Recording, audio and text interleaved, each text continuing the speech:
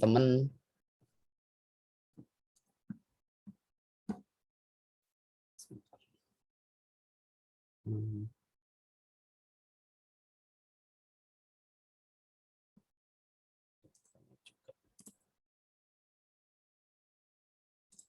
jadi ini yang sempat kemarin, ini bagian dari UTS tahun, saya nggak tahu tahun kemarin atau tahun kemarinnya lagi. Hanya saja ketika menjurnal di awal, ya teman-teman, kemarin ada sedikit kesulitan, berapa sih nilai yang harus dituangkan atau dijurnal di setiap perusahaan itu. Jadi ini saya ulang kembali, tolong diperhatikan teman-teman. Setelah itu nanti kita lanjut ke penugasan. Jadi PT Aku, ya, PT Aku ini di Indonesia. Kemudian disampaikan juga mata uang fungsional dan pelaporan atau penyajiannya itu menggunakan mata uang lokal. Artinya dia nanti menjurnal dengan rupiah sebagai uang lokalnya. UK Company itu juga nanti akan menjurnal dengan mata uang pound sterling. Kemudian Sing Company akan menjurnal dengan dolar Singapura. Ya, Singapura ya. Jadi itu karena mata uang fungsional dan mata uang penyajiannya ini disampaikan menggunakan mata uang lokal di perusahaan tersebut. Jadi PT Aku akan menjurnal dengan menggunakan uang rupiah, UK Company pound sterling, dan Sing Company menggunakan dolar Singapura.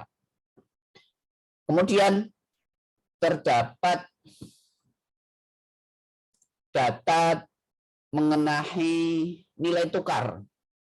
Nah, ini saya tulis. Nah, teman-teman perlu lihat kembali kurs atau nilai tukarnya seperti apa. Jadi kita bisa lihat di sana disampaikan berikut adalah data yang tersedia terkait kurs beberapa mata uang terhadap rupiah, ya. Beberapa mata uang terhadap rupiah. Jadi kita akan baca 1 USD itu di tanggal 1 Desember itu nilainya sama dengan 14.100 rupiah. Jadi ini beberapa mata uang terhadap rupiah. Jadi dolar Amerika terhadap rupiah, ya. Ini ya. Euro terhadap rupiah, pound sterling terhadap rupiah, dolar Singapura terhadap rupiah. Tetapi mungkin di soal itu teman-teman diminta sebaliknya. Nanti kita akan lihat. Begitu juga di sini. Berikut ini adalah kurs mata uang 1 pound sterling terhadap euro dan dolar Amerika. Jadi 1 pound sterling terhadap euro dan dolar, ya. Jadi ini perlu dilihat. Jadi kalau mau misalnya diterjemahkan 1 pound sterling itu sekian euro.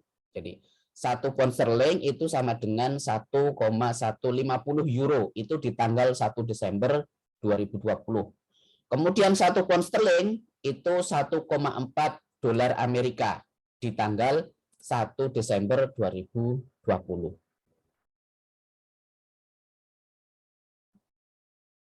Jadi ini perlu dibaca dengan hati-hati, ya. Ini mata uang terhadap rupiah, jadi dolar Amerika terhadap rupiah, euro terhadap, nanti bisa jadi itu teman-teman akan mengkonversi dari rupiah menjadi dolar.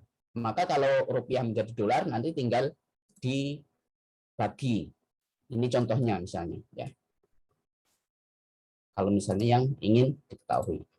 Begitu juga ini, berikut adalah kurs mata uang 1 dolar Amerika terhadap dolar Singapura. Jadi dolar Amerika itu berapa dolar Amerika. Jadi 1 dolar Amerika itu sama dengan 1,325 dolar Singapura. Jadi ini yang teman-teman perlu cermati nanti ketika ada soal seperti ini. Nah, kita akan lihat soal yang transaksi pertama ya. Misalnya ini membeli barang persediaan secara kredit dari UK Company.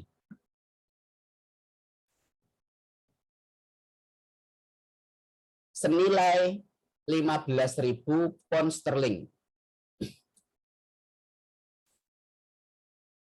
Kemudian pembayaran ini nanti akan disepakati atau diselesaikan di dalam mata uang euro. Jatuh tempo 30 Januari. Sehingga kita bisa lihat ya, transaksi itu harganya disepakati 15.000 pound sterling. Tetapi nanti akan diselesaikan di dalam mata uang euro.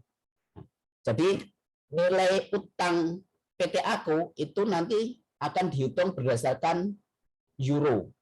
Begitu juga piutang UK Company itu nanti akan dihitung berdasarkan nilai euro. Jadi utang piutangnya itu dalam euro.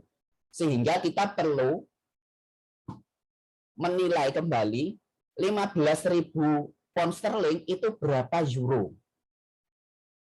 Ini belum ke jurnalnya ya teman-teman ya. Kita ingin mencari dulu berapa utang piutang dua perusahaan ini. Karena denominasinya menggunakan euro, maka kita akan ubah ke euro. Nah, ini GBP pound sterling ke euro. Kita bisa lihat dari sini. Ini kan ada nih teman-teman. 1 pound sterling itu sama dengan bukan di sini ya, euro ya. Nah, ini. 1 pound sterling itu sama dengan 1,150 euro. Sehingga kalau dikurskan 15.000 pound sterling itu sama dengan 15.000 dikali 1,150. Hasilnya adalah 17.250 euro.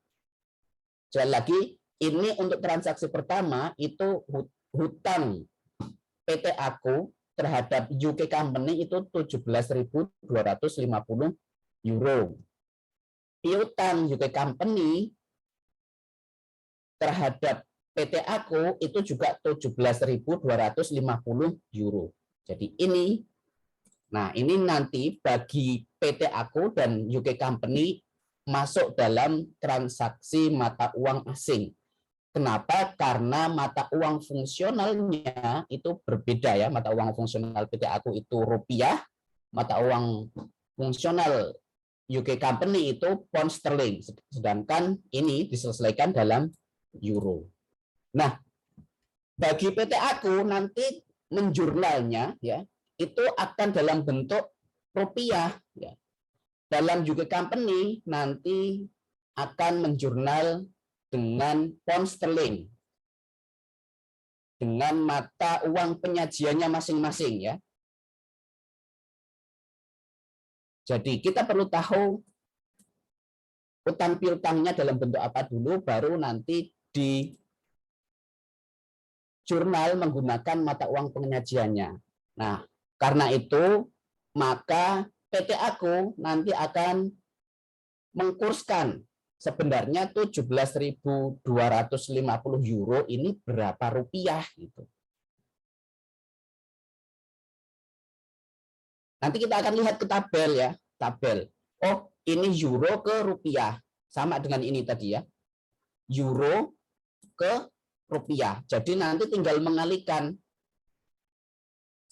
17.250 dikali dengan kursnya 17.630. Maka ditemukan atau diperoleh 304.117.500. Nilai inilah yang nanti akan dijurnal di PT Aku. Jadi nanti account payable-nya ya misalnya katakanlah apa tadi? Ini apa sih? Inventory atau apa? Jadi account payable-nya nanti biasanya dikasih kayak gini, apa namanya? Dalam euro ya misalnya ya. Nah, gini. Jadi misalnya ini pembelian atau inventory misalnya. Kemudian bagi UK company, dia punya piutang. Piutangnya berapa? Sama, 17.250 euro. Tetapi untuk penjurnalan, pencatatan, dia menggunakan pound sterling. Karena mata uang penyajiannya itu menggunakan pound sterling. Jadi dia akan dikurskan ke pound sterling. Kita akan lihat, ada nggak yang euro ke pound sterling? Adanya itu pound sterling ke euro, ya. Adanya yang tersedia di sini itu pound sterling ke euro. Maka kita bisa menggunakan indirect tadi quotation. 1 euro itu sama dengan 0,870 pound sterling, ya. Tinggal dibagi saja, 1 bagi nilai yang ada di sini. Jadi 1 bagi 1,150 diperolehlah ini. Sehingga kita nanti menggunakan kurs yang ini. Maka nanti tinggal dikalikan 17.250 dikali 0,870. Nanti hasilnya akan sama, yaitu 15 pound sterling, ya, karena memang nilai yang disepakati ini. Cuman kita mau lihat dulu sebenarnya utang piutangnya dalam apa gitu. Pak, boleh nggak ini langsung tidak dikalikan? Boleh saja, tetapi ya nanti teman-teman operasinya itu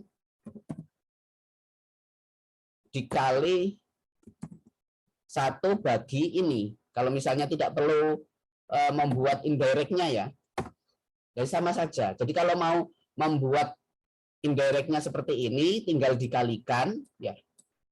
Tetapi kalau terlalu ribet nih, 2 kali kerja, teman-teman bisa, tetapi caranya 17.250 dikali 1 per mana tadi? Ininya, ya. Jadi boleh ini langsung dikalikan tetapi menggunakan kurs yang ini, atau bisa juga langsung tetapi menggunakan operasi yang berbeda, atau 17.250 dikali 1 bagi 1,150. Jadi inilah yang di jurnal di PT aku, ini yang di jurnal di UK company. Jadi misalnya ini punya account receivable, ya, account receivable pada sales gitu kan, account receivable dalam kurungnya euro. Kemudian di nomor 2, ya, transaksi yang kedua ini harga barang itu disepakati berapa? 350 juta nih.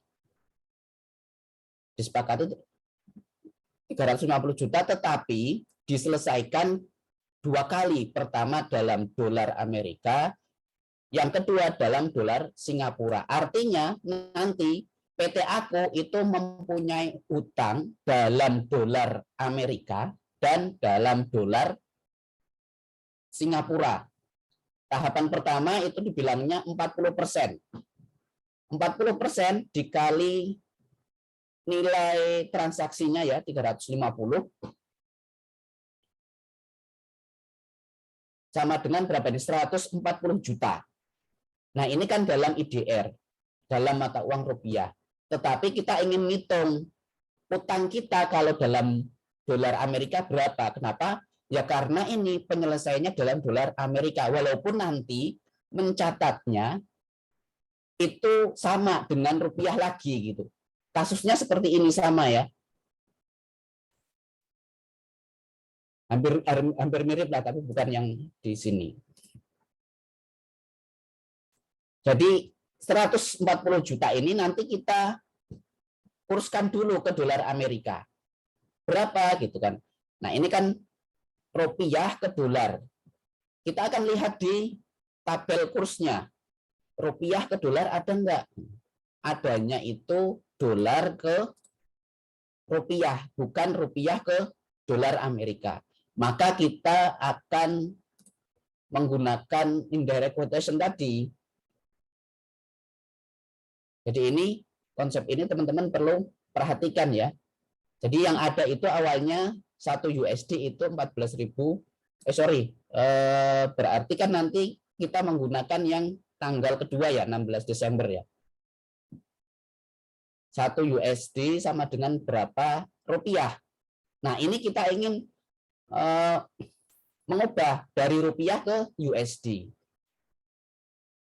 Maka kita bisa menggunakan bantuan seperti ini. Jadi ini di tanggal berapa ini tadi? 16 ya. Mana USD ya. Nah, ini 14.000.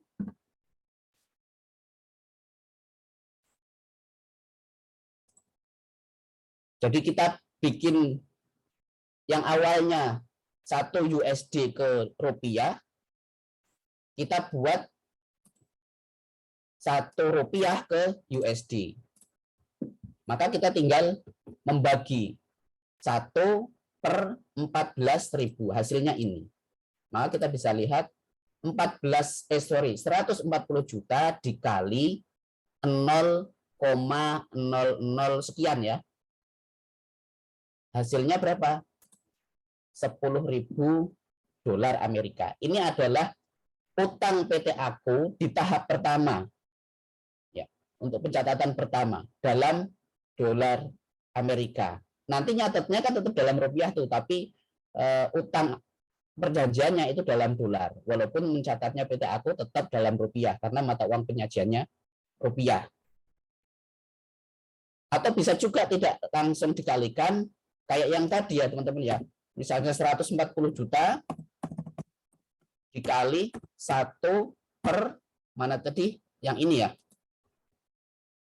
Jadi dikalinya 1 per gitu. Sama. Ya. Begitu juga dengan yang utang yang di tahap kedua yang akan dilunasi. Ini kan juga dalam rupiah. Nanti ingin diubah ke dolar Singapura. Yang ada itu 1 dolar Singapura itu sekian rupiah. Padahal kita ingin nyari rupiah ke dolar Singapura. Sehingga kita memerlukan tadi indirect quotation buat seperti ini lagi. Atau kalau enggak tadi mengoperasikan perkaliannya itu ada 1 pernya. Kalau yang pertama ini kan teman-teman enggak langsung dikalikan ya. Maka ini nanti 210 ya, hasil dari 60% kali 350 sama dengan 210 rupiah ya, 210 juta rupiah, ini nanti akan dikurskan ke dolar Singapura. Jadinya 20.000 dolar Singapura.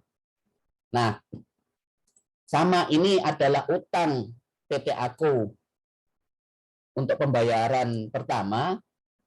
Kemudian ini adalah utang PT Aku terhadap Sing Company untuk pembayaran kedua. Nah, untuk menjurnalnya, teman-teman, berapa nilai yang perlu dijurnal itu senilai berapa? Nanti kita akan kurskan ya. Ini kan dalam dolar Amerika. Padahal kita menjurnalnya sesuai mata uang penyajian kita, yaitu rupiah. Maka 10.000 dolar Amerika ini nanti kita akan cari 10.000 dolar Amerika ini berapa rupiah. Yang ada, kalau misalnya ini kita tutup ya, itu adalah 1 USD ke rupiah.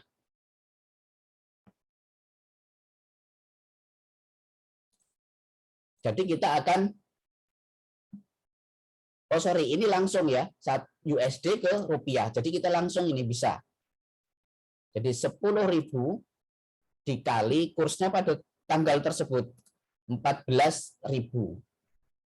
Kemudian untuk yang tahap 2, 20, ini kan dolar Singapura ke rupiah. Sudah ada belum? Nah ini, dolar Singapura ke Singapura. Ke rupiah. Sehingga tinggal mengalihkan saja. Kalau yang untuk penjurnalannya. Tetapi untuk nilai transaksinya ini menggunakan bantuan tadi. Jadi dibuat indirect dahulu. Sedangkan bagi Sing Company, ya, teman-teman, utang piutangnya kan tadi kan dalam dolar Amerika. Sing Company nanti itu akan menjurnal dengan dolar Singapura, sehingga perlu diubah ya nilainya. Jadi USD ke dolar Singapura. Ini USD ke dolar Singapura. Jadi tinggal dikalikan saja. 10.000 dikali 1, sorry, ini di tanggal berapa sih? 16 ya harusnya ya. Ini. Ya, di tanggal 16 ya. Jadi 13. Oh, kebanyakan nolnya kayaknya, Iya, Pak. sorry. Ini kebanyakan 0.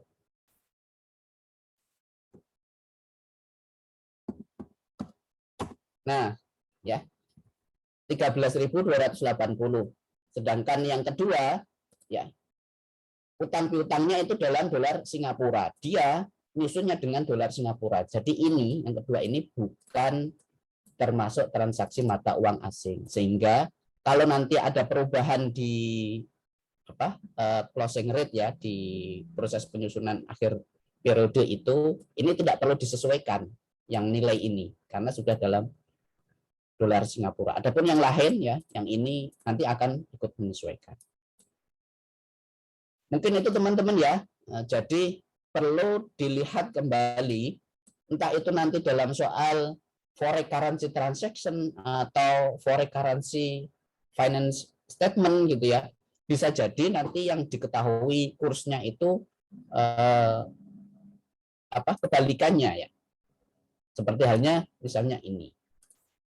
Jadi perlu dibaca ya dengan teliti kursnya ini apa terhadap apa.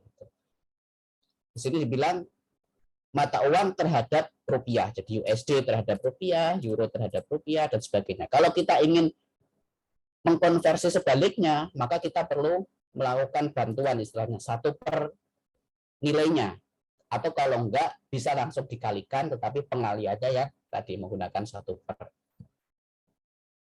Kemudian ini 1 pound sterling terhadap euro dan USD. Pound sterling terhadap euro, pound sterling terhadap USD.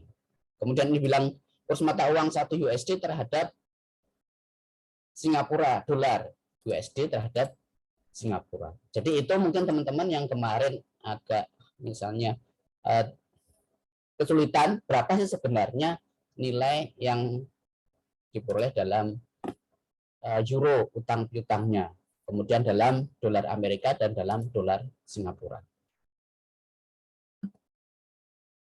Oke, mungkin itu terkait dengan yang kemarin. Semoga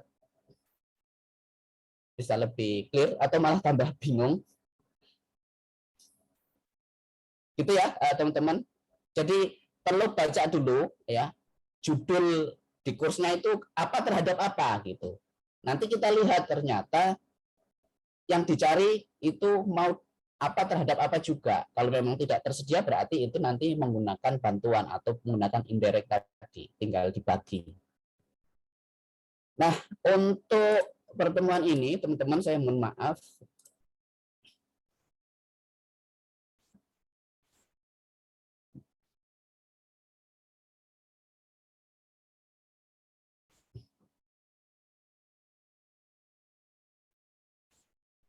Jadi itu pertama, setelah ini nanti teman-teman ke break room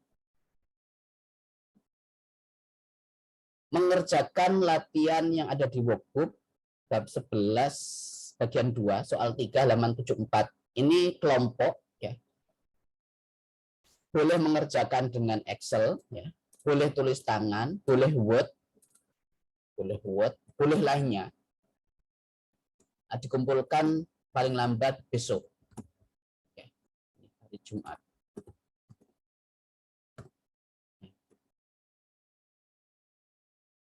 Besok. Kemudian yang kedua,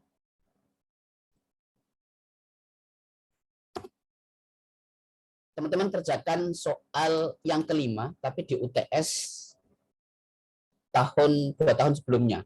Ini individu. Walaupun individu, teman-teman, ini tetap kalian boleh diskusi, boleh membahas bareng, dan sebagainya. Tetapi untuk pengerjaan tetap teman-teman sendiri-sendiri, maksudnya nulis sendiri. Nah, ini dikumpulkan nanti setelah Lebaran. 11 Mei 2020. Terus yang ketiga, ini teman-teman baca saja, nggak usah dikumpulkan. Ya. Baca terkait instrumen derivatif dari bahan ajar, dari workbook, dari buku yang lainnya silahkan. Jadi nanti ada instrumen derivatif itu, ada forward contract, future contract, ada opsi, ada swap. Tetapi walaupun di RPS sebenarnya ada ya tempat itu. Kemarin itu diminta fokus ya, fokusnya ke ini teman-teman. Fokusnya ke ini. Forward contract dan future contract. Option sama swap itu teman-teman kalau mau belajar disarankan. Tetapi kalau dari kemarin ya, kesepakatan yang akan kita fokuskan itu ke ini. Forward contract dan future contract. Nah, untuk soal terkait instrumen derivatif ini belum nih, saya nanti menyusul deh. Saya coba sambil cek, kalau enggak ya nanti menyusul deh. Soalnya mungkin satu gitu.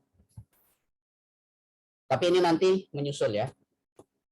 Karena setelah saya cek nih, saya cek di RPS, apa yang dijadikan rekomendasi penugasan itu malah terkait opsi. Jadi saya bingung loh, katanya apa namanya fokus ke forward contract sama future contract, tapi di penugasan opsi gitu kan. Nah, daripada ngasih yang opsi yang tanda kutip kemungkinan besarnya nanti tidak diujikan, ya teman-teman mendingan saya kasih yang forward contract atau future contract gitu. Tapi nanti saya cari dulu nih di workbook yang terkait itu.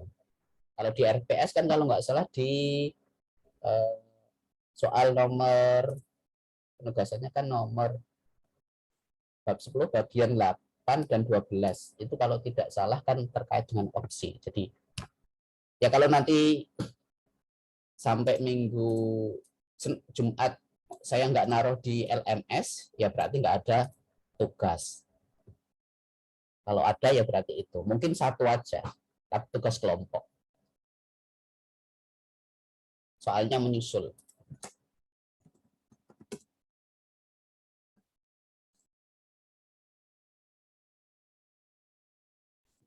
Jadi kalau lihat di LMS ya teman-teman,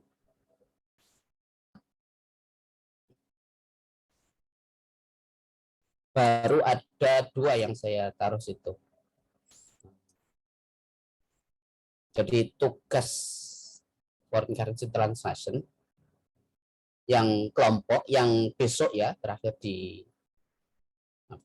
dikumpulkan, dan tugas individu ini masih nanti setelah Lebaran. Yang terkait instrumen derivatif menyusul insya Allah. Kalau sampai Jumat nggak ada di LMS berarti tidak ada tambahan. Baik, mungkin itu teman-teman terkait tugas. Ada yang ditanyakan? Nanti saya mungkin teman-teman langsung masuk ke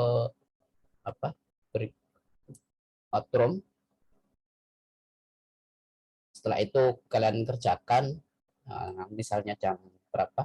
Setengah 9 atau jam 10 mau menggunakan Google Meet tersendiri atau menggunakan Zoom tersendiri, saya persilahkan.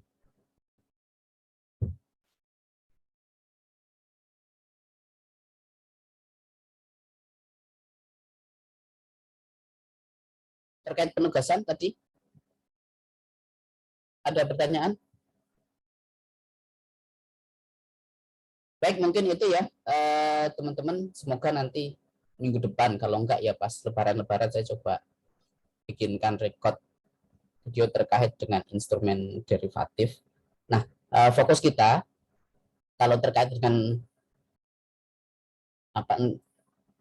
investment ya, indirect holding, mutual holding, kemudian penyusunan laporan keuangan kemarin, itu kita menggunakan ekuitas atau metode ekuitas. Untuk instrumen derivatif, fokus kita ke forward dan future contract. Opsi dan swap itu teman-teman boleh pelajari, tetapi porsinya untuk ilmu teman-teman ya pelajari penting, tetapi untuk misalnya persiapan ujian nanti teman-teman fokus ke forward dan future contract.